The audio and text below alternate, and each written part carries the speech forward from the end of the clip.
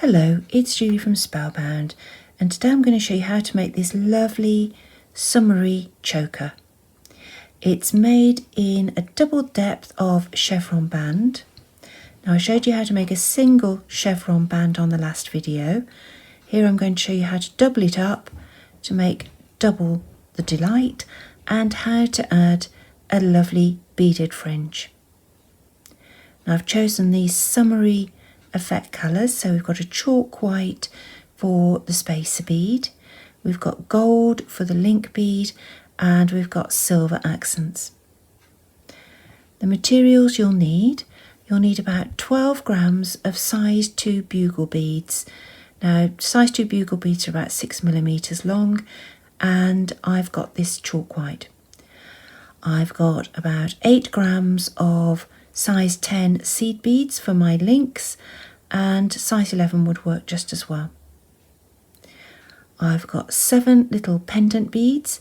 In my case I've chosen these little coins because I think they're particularly summery, but dagger beads or drop beads would do equally well.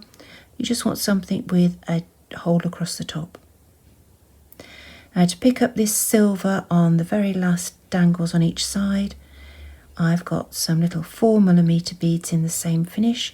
I just need 2 of those, and I've got 2 6mm beads to make an adjustable clasp, because a choker can never be exactly right every day. So if we make an adjustable clasp, you can decide whether or not you want to make it a little bit longer or a little bit shorter when you come to put it on. I hope you'll join me. It's a lovely technique and it's great fun to wear.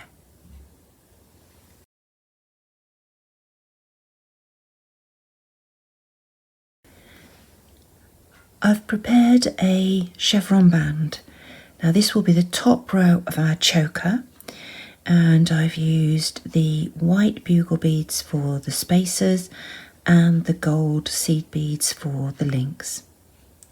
I've made it long enough for the choker minus about 2 centimetres, because that length will be added by the adjustable clasp.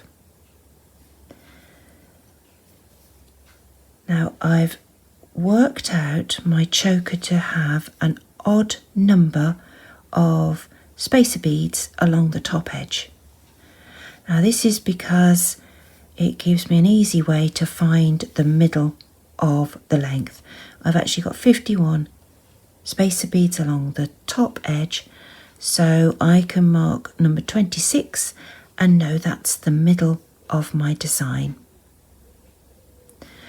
Now the pattern in the centre of the choker actually starts 8 beads back, so 1, 2, 3, 4, 5, 6, 7, 8, and I've marked the 8th bugle back towards the clasp end.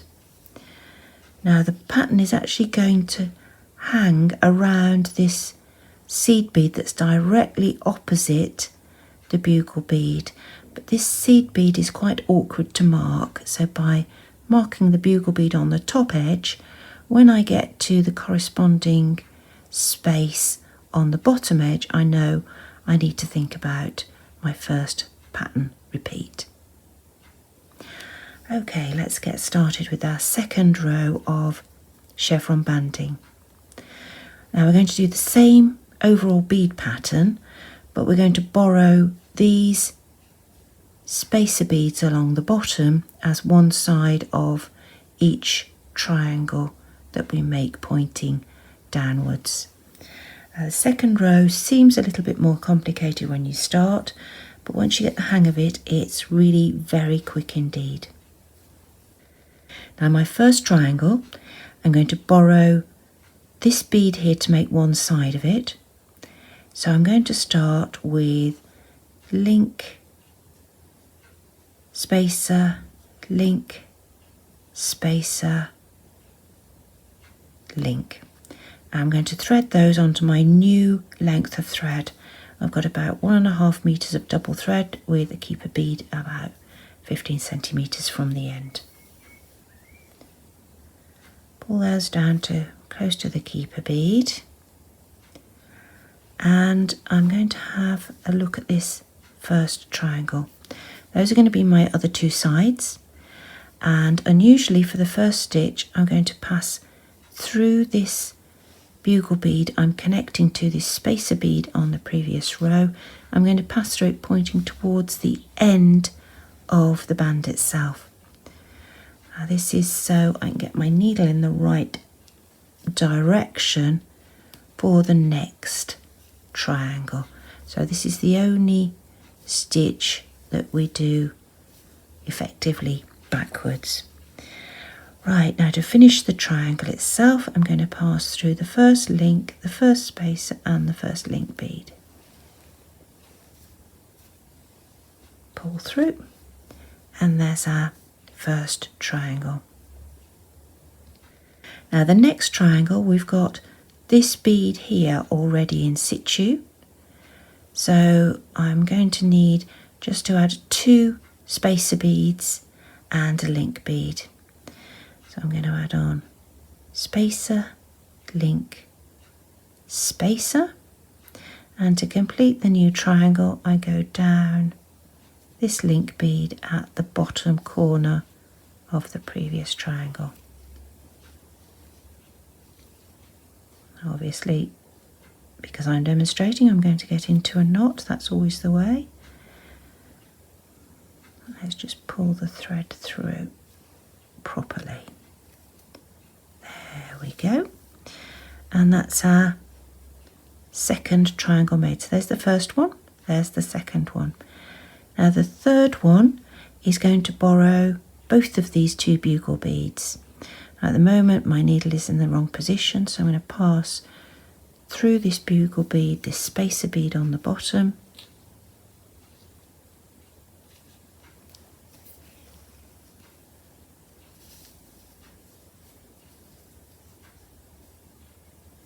and you can see more easily now that's one side of the triangle, 2 sides of the triangle, and I just need to make this side.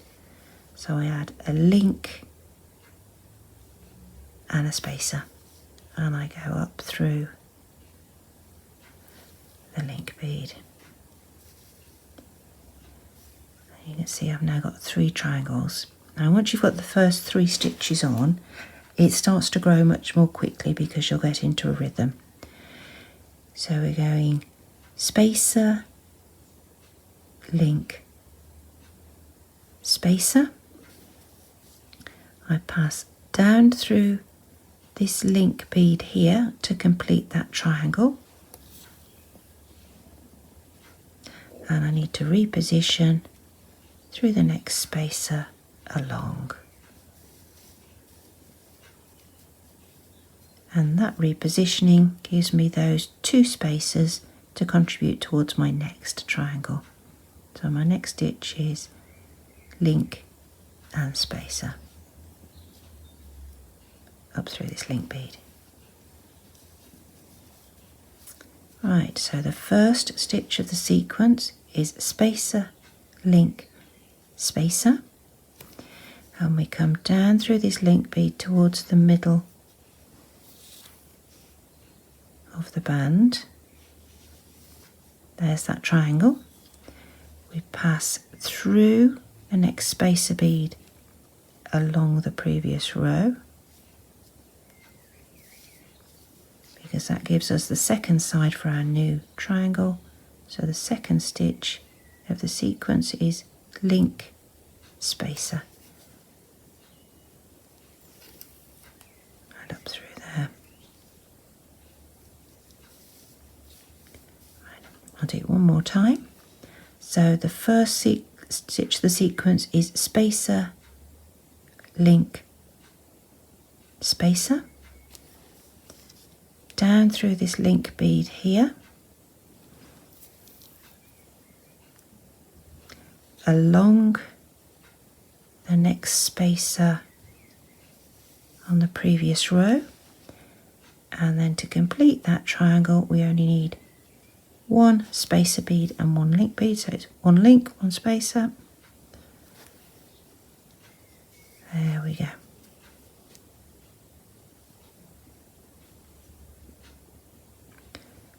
Spacer, link spacer, down through the link bead added on the previous stitch, along the spacer on the previous row,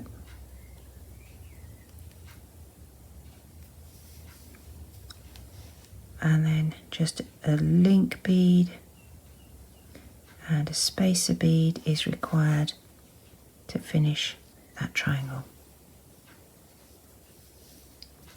Right, I'm going to repeat that technique all the way along until I get to my first marker. I'll be back to you when I get to that point. I've continued with the extra row of chevron weave to double up our width until I've reached my first marker. Now remember, that was 8 spacer beads back from the centre along the top edge. Now I've marked the top edge because it was very difficult to mark that bead there, which is the bead that is giving me the pattern note. Now this is where I want to dangle my first decorative bead from. Now I'm going to complete this side of the triangle first. So I've worked up to here and I've come out next to the bead that I want my dangle to be below. I'm going to complete the first half, or complete this triangle.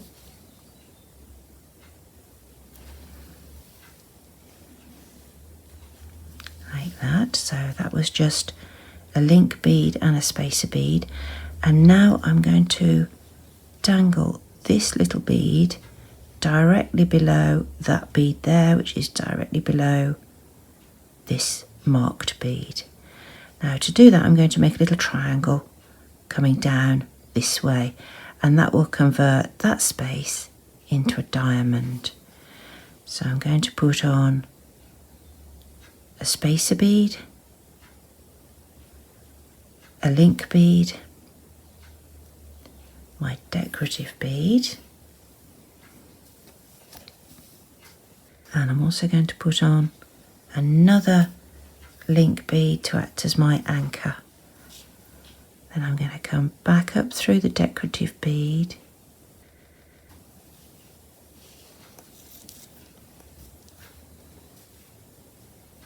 like that, and that pulls the little anchor bead up to the bottom. I'm going to put on a link bead, a spacer bead, a link bead, and a spacer bead. So that matches here. Link, spacer, link, spacer, link, spacer, link, spacer. I'm going to pass up through this link bead here, which is the last link bead I put on. I pull the thread through. You can see I've made a little diamond. Normally we would have the spacer bead across there to make a triangle, but instead we've put on this extra little decorative flourish.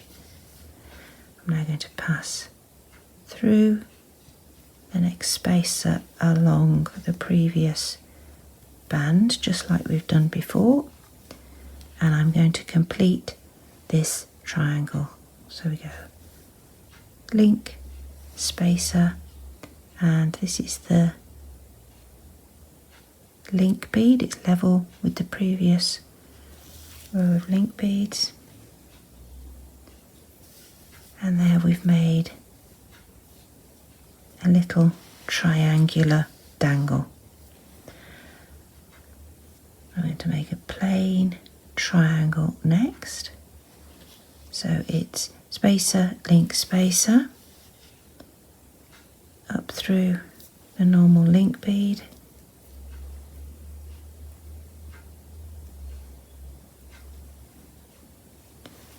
through the next spacer bead along the previous row,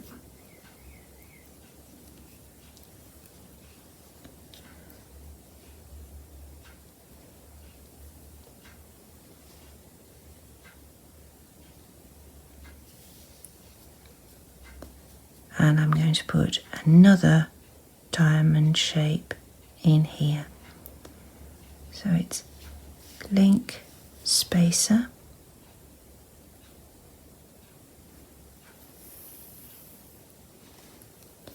down through the link.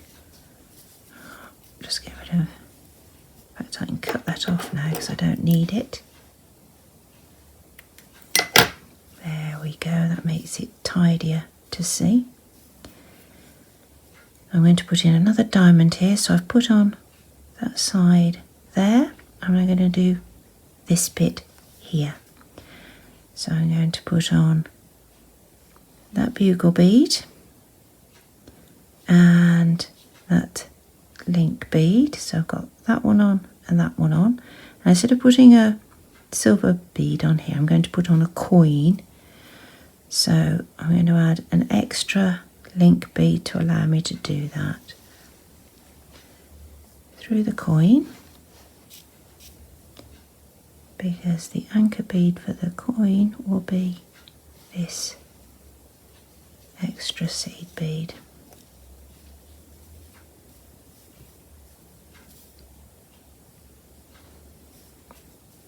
So I've gone back up through the second link bead. I'm going to copy this sequence, so it's link spacer, link spacer.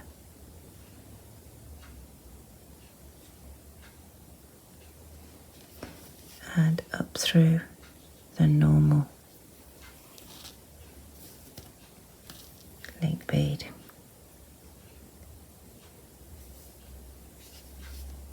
There we go.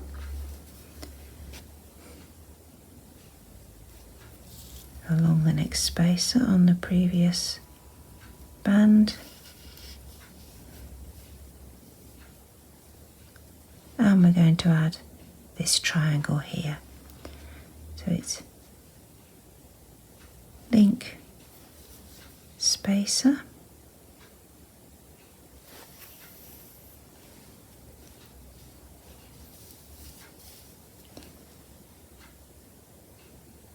spacer, link, spacer.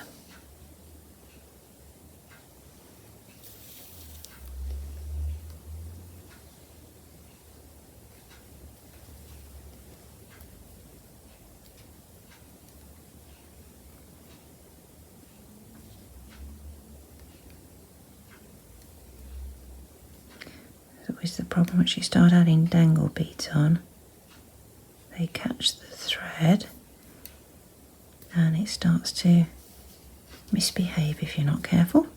There we are, all sorted. So now we've got two diamond shapes, one with a metallic bead on, one with a coin. I think we'll do another coin here, but we might make it dangle a little bit lower. So I'm going to make another diamond. So we'll go one. I need some more of these bugle beads.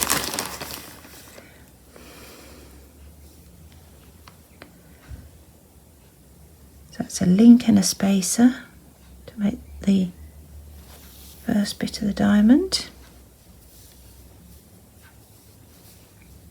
And we're going to make this bit, so that is spacer, link. We need the extra seed bead, and I'm going to put on a few extra seed beads.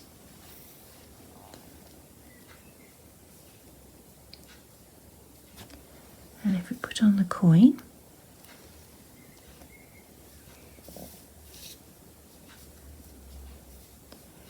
and we go back up all but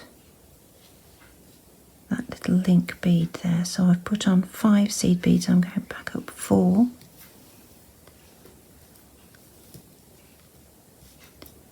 That makes our new coin dangle just a little bit lower. And you can play around with these combinations. So I've put on the same combination again, link, spacer, link, spacer, link, spacer, link, spacer. Back up up through the previous link bead and along.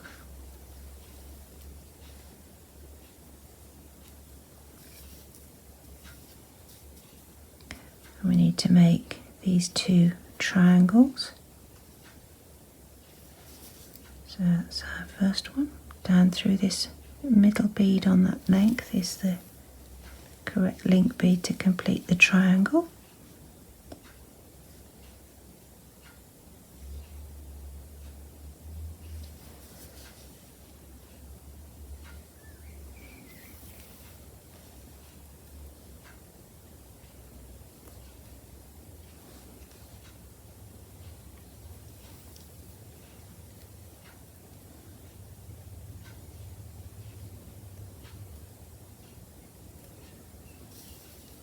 Got a little loop of thread there, so I need to make sure it's pulled through properly. That's it. As you can see, we're getting quite close to that middle bead there. There's our middle marker. So if we add a diamond here and a diamond there and a diamond there, that will take us up to the middle. So I'm going to add a short diamond now. It's link and spacer. And our short diamond was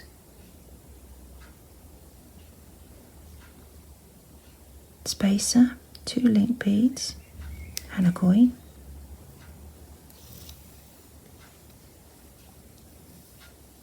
Back up the last link bead we put on to make the anchor for the coin. Link, spacer, link, spacer.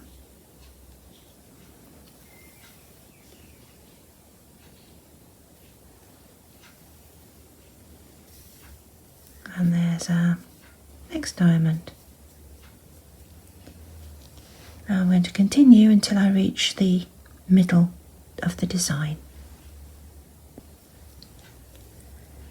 Right, so I've completed the next 2 triangles and I'm now at the centre marker of our design.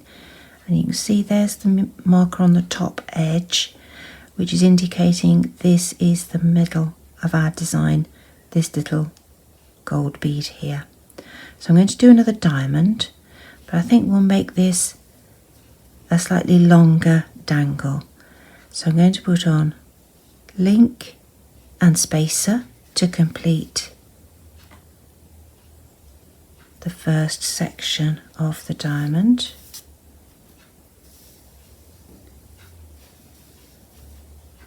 And I think we'd like the middle coin to dangle about there.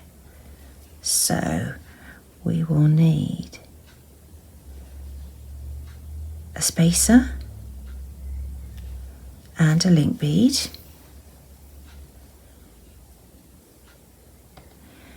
and we'll need a spacer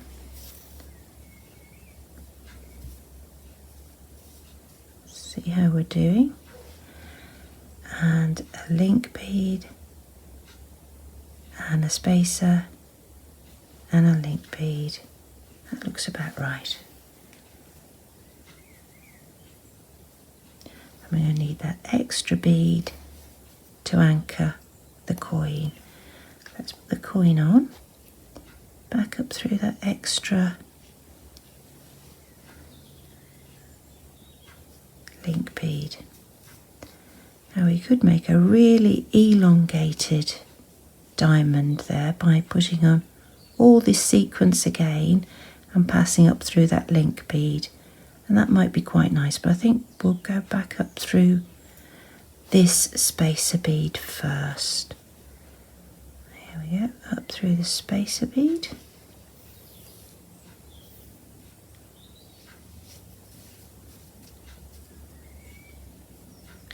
And let's put on this sequence here. So we've got link, spacer, link, spacer, link, spacer. Let's check that's the same sequence. There we go, and I've got a link bead there. So that sequence there is the same as that sequence there, all apart from the link bead at the top, which we're going to pass through.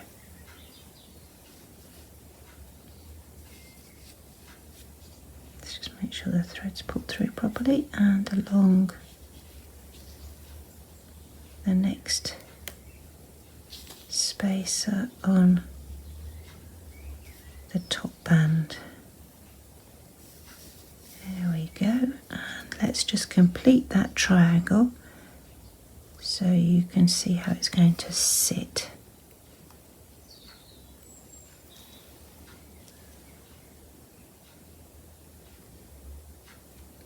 Obviously it's going to get tangled up because I don't want it to. There we go, so there's our middle dangle. Now I'm going to replicate this going that way as a mirror image and then work out to the other end of the band and show you how to put the clasp on. So I've continued to work in the same pattern sequence to replicate this part of the design in a mirror image on this side. I've also continued out with the second row of chevron banding so that the depth of the necklace matches all the way around. And now I've come to the end of the band and I'm ready to think about adding my clasp. Now your necklace might look a little bit different at the end because you'll still have the two thread ends attached from the top chevron band. I've just removed mine so it's easier for you to see what I'm doing. I would advise you leave yours on until you've made the clasp and then finish off those thread ends too.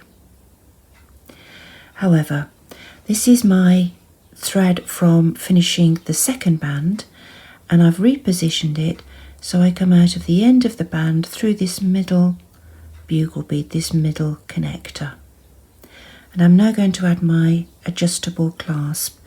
I'm going to add it in the form of 2 beads on a bead tag, and I'm going to need some seed beads to help space it out. Now there's not a lot of room between those 2 seed beads there, so I'm going to pass through one of the seed beads to the side and I will anchor the tag between these 2 seed beads. Right, so I'm going to start with 4 seed beads and put on the first of my tag beads. This is one of those 6mm rounds. I'm going to put on 3 seed beads and pass through the second tag bead, and then I'm going to put 1, 2, 3, 4 seed beads on the end. I'm going to leave 3 out and pass through the first of the 4 and the 6mm bead, and that makes the end of my tag. Back through these 3 in here and the next 6mm and 2 seed beads after that.